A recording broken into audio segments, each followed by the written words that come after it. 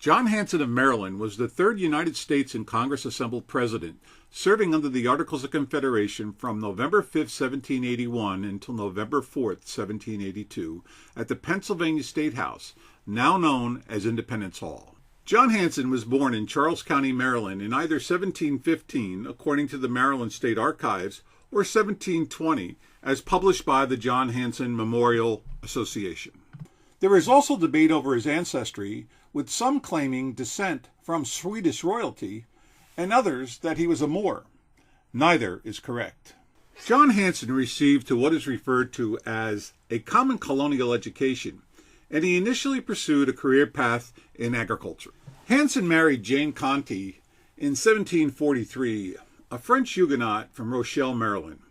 Her family immigrated first to England during the reign of Louis XIV before settling in the Maryland county. Together, they had 8 children with 3 sons, Alexander Conti Hanson, Peter Conti Hanson, and Samuel Conti Hanson, who all served as officers in the Continental Army. In 1750, Hanson became sheriff of Charles County and was later elected to the Maryland House of Delegates in 1757. He left the House in 1769 and moved to Frederick County, becoming its treasurer in 1775 and also a delegate to the Maryland Convention. Hanson also chaired a 1776 Frederick County meeting that recommended to Maryland's leaders that they empower the United Colonies Continental Congress delegates to declare independence from Great Britain. In 1777, Hanson returned to Maryland's new House of Delegates in Annapolis. And on December 22, 1779, he was elected a United States Continental Congress delegate. At that time, Maryland, which did not have any Western land claims, was waiting for the other states to abandon their claims before ratifying the Articles of Confederation. After Virginia and several other states released the disputed lands, the State House ratified the Articles of Confederation, with John Hanson and Daniel Carroll signing for the state of Maryland. On February 22, 1781, John Hanson and the United States Continental Congress unanimously resolved that the new United States in Congress assembled government would commence on March 1, 1781, under the Articles of Confederation. On March 2, 1781, the day after the Constitution's enactment ceremonies and celebrations, the new federal government assembled under the Articles of Confederation, with Samuel Huntington presiding as the first United States in Congress assembled president. On that day, with John Hanson's affirmative vote, the new Congress held in a judicial debate that the Constitution, the Articles of Confederation, requires 2 to 7 state delegates to be present for a state's single vote to count on all measures before the United States in Congress assembled. The states of New Hampshire and Rhode Island, having each but 1 member in Congress, even though their votes to enact the Articles of Confederation the day before were counted in the Continental Congress, became unrepresentative in the new United States in Congress assembled government. During this session, the USCA delegates also stripped the president of deciding on which measures and when they came before Congress, which greatly limited the office's influence on all legislative, executive, and judicial matters. On July 9, 1781, after President Samuel Huntington resigned due to illness, Congress elected Samuel Johnston of North Carolina the second President of the United States in Congress assembled. To the amazement of many, Johnston declined the USCA presidency the following morning. The delegates then turned to Thomas McKean of Delaware and elected him president on July 10, 1781. But he only agreed to serve until the end of October, due to the fact that he was holding the office of Pennsylvania Supreme Court Chief Justice. 4 months later, on November 5, 1781, John Hanson was elected the third United States in Congress assembled president and became the first to serve the full 1-year term as mandated under the Articles of Confederation. It needs to be noted here that since John Hanson's statue was dedicated at the U.S. Capitol Statuary Hall, on January 31, 1903, the John Hanson family has persuaded the state of Maryland, the United States Congress, the Smithsonian, and even the National Archives that their favorite son, John Hanson, and not Samuel Huntington, was the first United States in Congress assembled president to serve under the Articles of Confederation.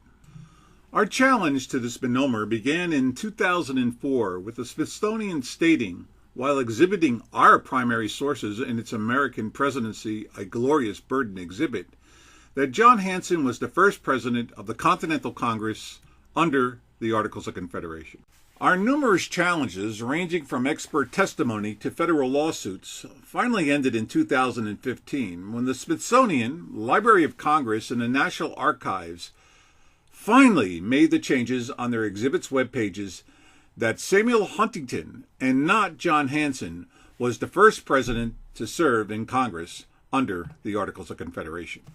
At the Maryland State House, however, the legislature and governor still maintain that John Hanson was the first president to serve under the Articles of Confederation in its exhibit covering the USCA's session in Annapolis. On November 10, 1781, 5 days into his presidency, John Hanson took the time to thank his predecessor, Thomas McKean, writing, "Sir, it is always a pleasing task to pay a just tribute to distinguished merit.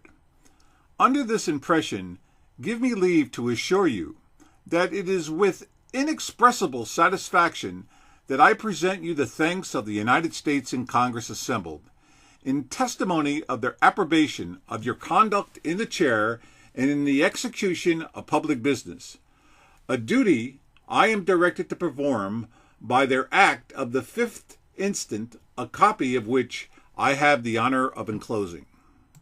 When I reflect upon the great abilities, the exemplary patience, and the unequaled skill and punctuality which you so eminently displayed in executing the important duties of president, it must unavoidably be productive of great apprehensions in the one who has the honor of being your successor.